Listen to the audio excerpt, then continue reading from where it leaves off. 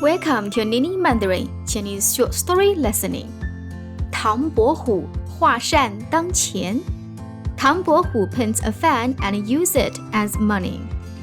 Today I'm telling you a Chinese folktale about a prominent Chinese painter, Tang Bohu, from ancient China. You can find out more about him and enjoy his other more famous story, The Flirting Scholar, 唐伯虎点秋香, in my book, Chinese Stories for Language Learners Intermediate, available on Amazon by the link in description. 聪明 smart, 聪明。勤学好问 diligent and inquisitive, 勤学好问。自学就 self-study, 自学。名师 famous teacher, 名师。付钱 to pay, 付钱。夸奖 to praise, 夸奖。不慌不忙 calm and composed, 不慌不忙。紧张 nervous, 紧张。解释 to explain, 解释。Listening question: Who taught Tang Bohu to paint beautiful women? Now, listen, repeat, and test your Chinese listening. You can turn on or off English captions. 明朝有个著名的画家叫唐伯虎。他小的时候很聪明，不仅勤学好问，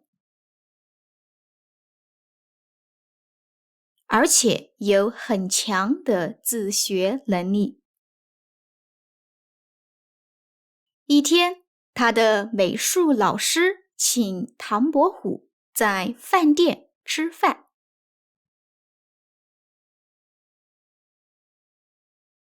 可吃饭后，老师发现忘记带钱了，非常尴尬。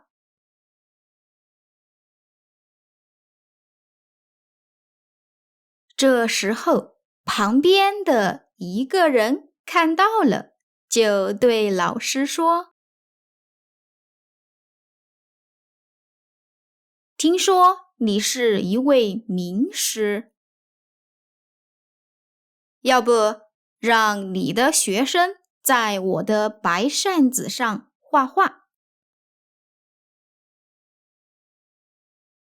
如果他画得好，我就帮你们付钱。”老师同意后，唐伯虎就在扇子上画了山水和桃花树。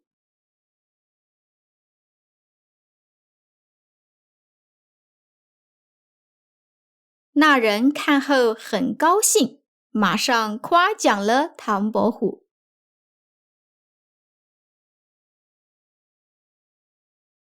接着又说，如果你能在画上加一个人，就算成功。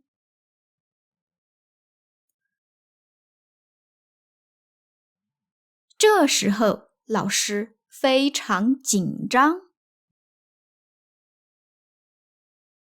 因为他从来没有教过唐伯虎画人。可是唐伯虎却不慌不忙，很快在桃花树下画了一位美人。那人也对这幅画非常满意。老师很震惊，就问唐伯虎是怎么做到的。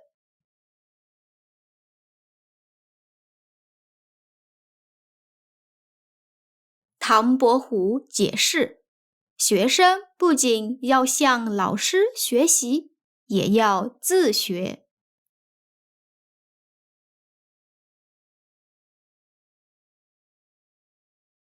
这样才会进步得更快。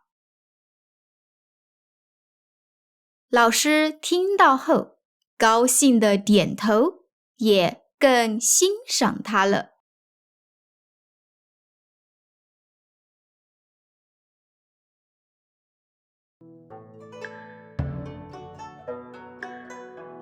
Thank you for watching. If you also enjoy learning Chinese with stories, don't forget to check my storybooks in the description below. Thank you again. See you next time.